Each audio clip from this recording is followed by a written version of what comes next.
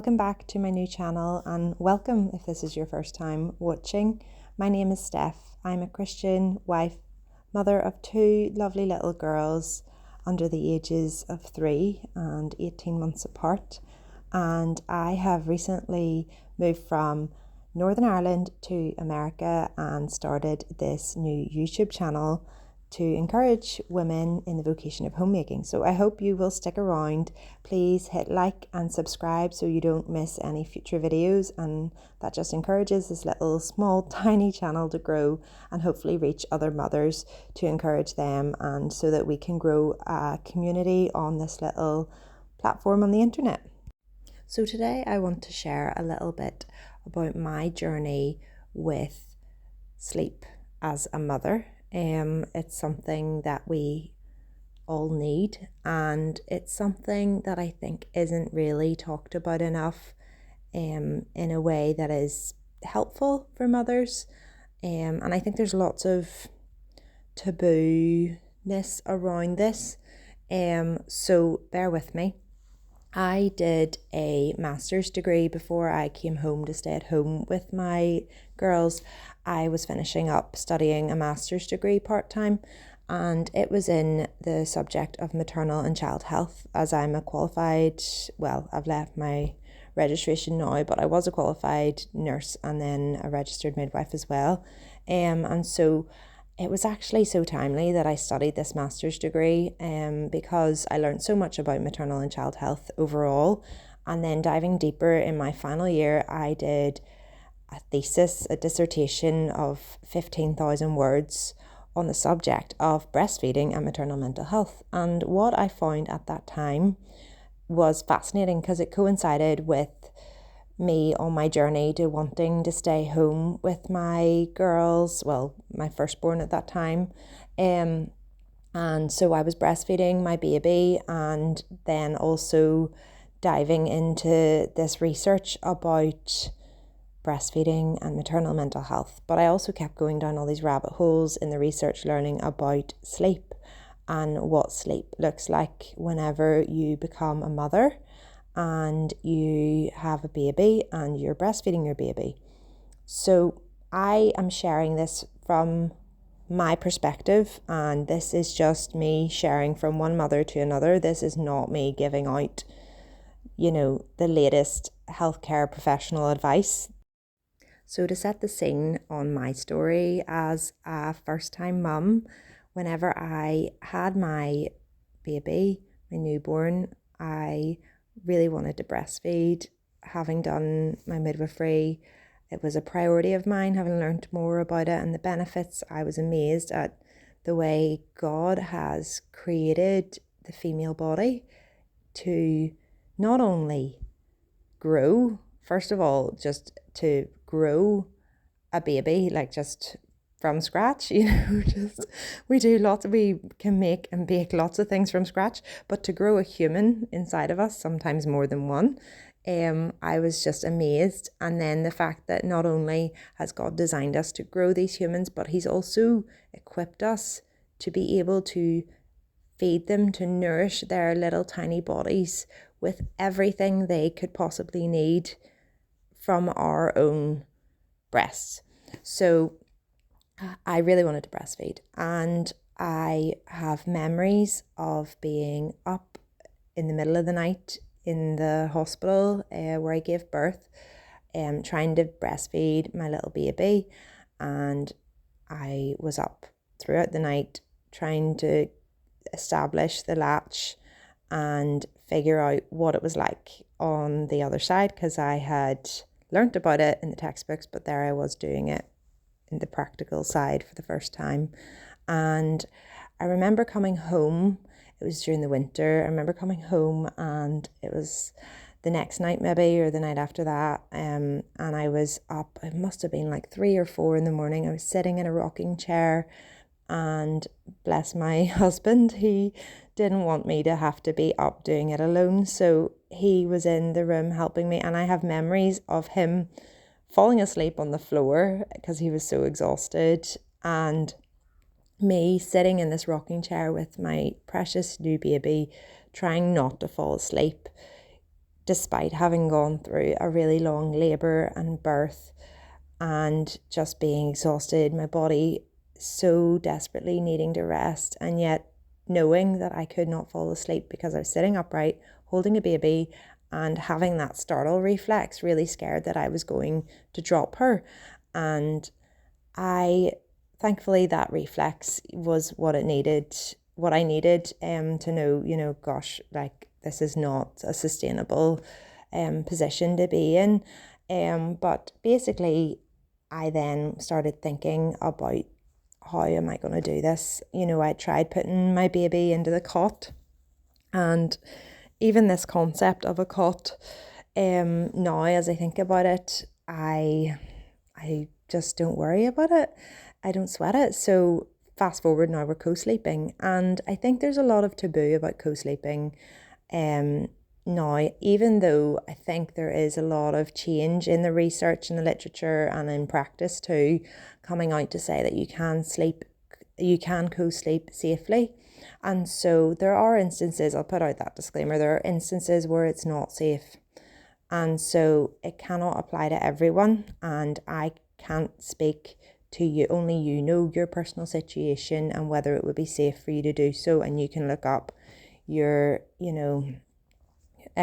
local policy on that. But what I can share is my personal experience and what worked for me. And I found that I remember, because I was exclusively breastfeeding, I remember my baby, my little newborn, just wanted to feed all the time. And her weight-gain was slow in the beginning. It took a couple of weeks to get her back to birth weight.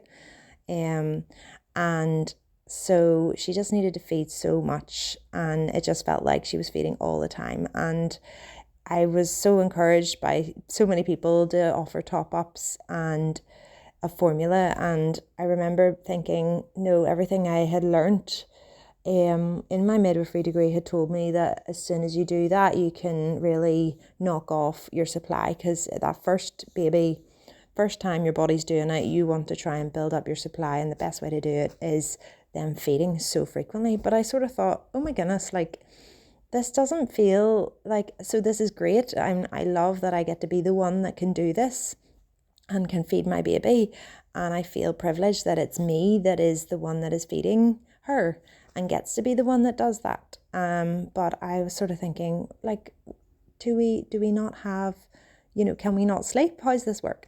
And so it just really amazed me then whenever my husband actually encouraged me. He was like, you know what, why don't you lie down? And he stayed awake, bless him, because we were so unsure as to what to do. And he just was like, I'll make sure that you stay safe, and that our baby's safe, and that nobody rolls on top of each other. And so I lay down, and I remember lying down and thinking, oh my goodness, everything in me is like, this is like, so I've been told that you shouldn't do this subconsciously, because we have cots, and we, there's just something about bed sharing with a little baby that we've been told in our Western society is really wrong. And to an extent, there is a reason for that, because there are instances where it's wrong. If your baby has a low birth weight, if you smoke, if you are on medications or drugs or under the influence of alcohol, there are many instances where it is not recommended. But then whenever I lay down, I felt that initial feeling of like, ooh, this feels like I'm told it's wrong. And yet equally at the same time, this feels so natural. This feels like the most natural thing in the world, that I get to just snuggle up and have cuddles with my precious little baby. And basically, as I did my master's, I learnt about sleep cycles. And when you exclusively, so this is when you're solely breastfeeding your baby, you actually sync up your sleep cycles. So it's amazing. And again, this just is testament to God's good design. And you can search it yourself. There's different YouTube videos that talk about this.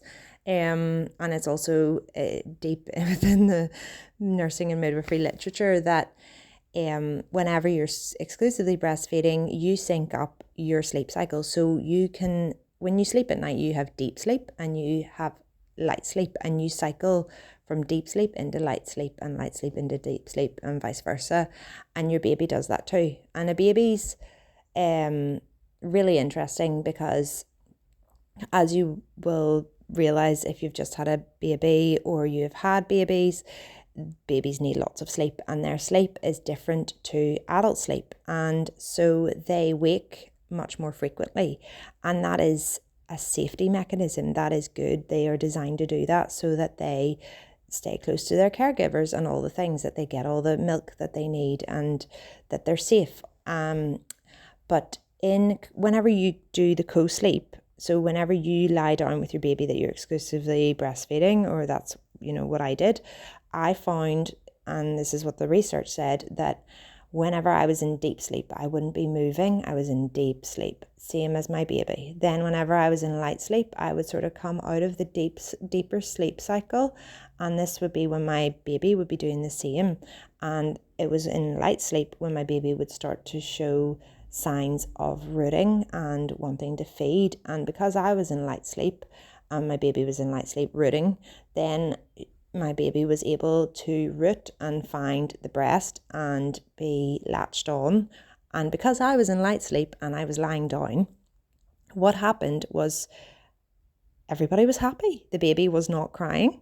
The baby was very satisfied. She had exactly what she needed, right where she needed it. And because she was in light sleep, she could feed. And because I was in light sleep, I was able to latch her on without really coming out of that sleep.